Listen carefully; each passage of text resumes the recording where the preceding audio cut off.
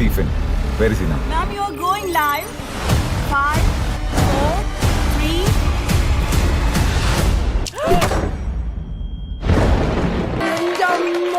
വെടിച്ചില്ല കേട്ടോ.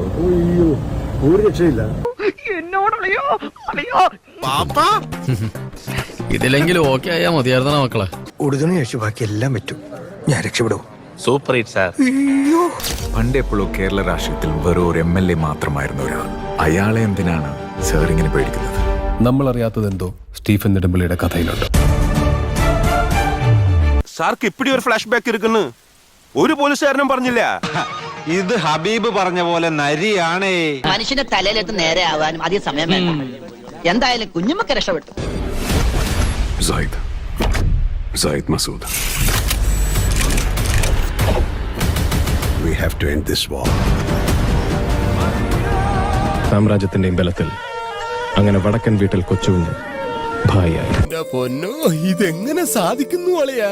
ദൈവപുത്രൻ തന്നെ തെറ്റ് ചെയ്യുമ്പോൾ ചെകുത്താനെ അല്ലാതെ വേറെ ആരെ ആശ്രയിക്കാൻ? അല്ല, അത് ഇവിടെ അങ്ങനെ എന്താ ഉദ്ദേശിച്ചു?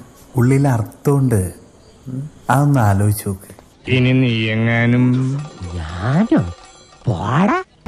ഈ പാർട്ടിയെയും ഈ സംസ്ഥാനത്തിനെ നിരന്തരം തളർത്താൻ ശ്രമിച്ചുകൊണ്ടിരുന്നത് മുന്നിൽ നിന്ന് പൊരുതിയ ശത്രുക്കളായിരുന്നില്ല.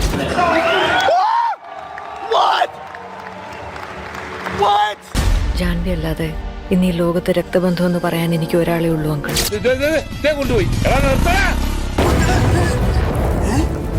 എന്തായാലും എനിക്കെന്തോ വല്ലാത്ത പ്രതീക്ഷ തോന്നുന്നു.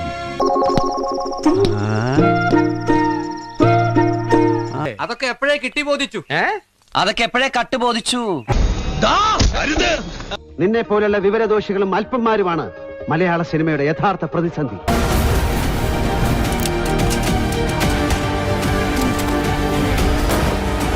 സാറേ, നിങ്ങൾ മരണമാസാട്ടോ. തീയാണ് പാട്ട്, തീയാണ് സ്ക്രിപ്റ്റ്, തീയാണ് ഡയറക്ടർ, തീയാണ് ഇതിന്റെ ക്രൂ.